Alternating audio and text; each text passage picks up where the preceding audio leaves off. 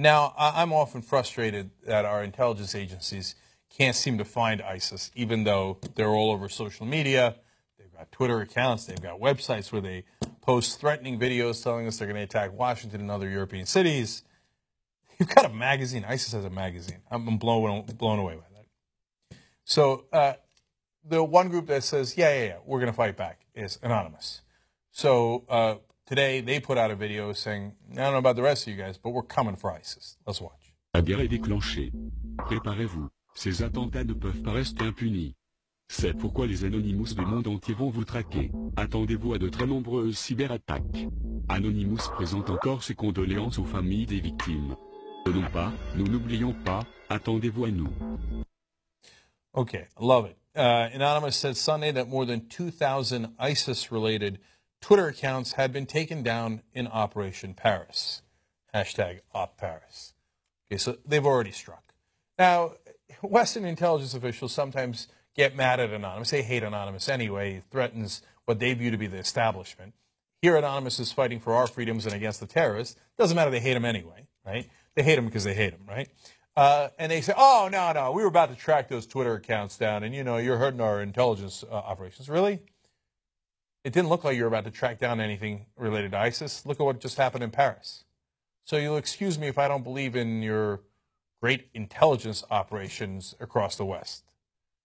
Apparently, they're sitting in Belgium, and they're sitting in Paris, and they've got sleeper cells, and they're planning these attacks. And like the main guy who planned the attacks from Belgium was in an ISIS magazine.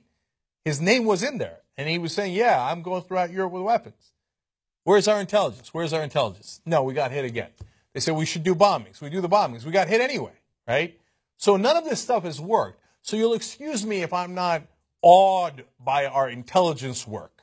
I know you're great at, going after American citizens and violating their rights. But I'd love to see that in action when it actually matters and you catch the terrorists. Now, don't get me wrong. From time to time they do. They claim that they thwarted some attacks in Belgium before what happened in Paris. From time to time, American officials and British officials will say we thwarted attacks. And from time to time, that'll actually be right. Okay? So it's not like they've never done anything right. But yet, today it's hard not to be frustrated by their lack of intelligence as we had the carnage in Paris. 129 dead, hundreds upon hundreds injured. So am I glad that somebody's fighting back against them with whatever resources they have? Yes, I am glad. Now, Anonymous had started this fight a little earlier, too, and they've had already some results from it. Last August, the group declared full-scale cyber war against the Islamic State, saying it would combat the terrorist network's influence on social media. Since then, Anonymous has reportedly identified and taken down tens of thousands of pro-ISIS Twitter accounts. Some donation pages for the terror group listed on the dark web have also been shuttered by the collective, an Anonymous member told The Atlantic earlier this year. I mean, at least they're stopping some donations to ISIS. At least they're stopping them from getting their message out in some ways. So the fact that the battle has been joined by the forces of light on the internet, I think is a positive development, and good to see some people can do intelligence work online.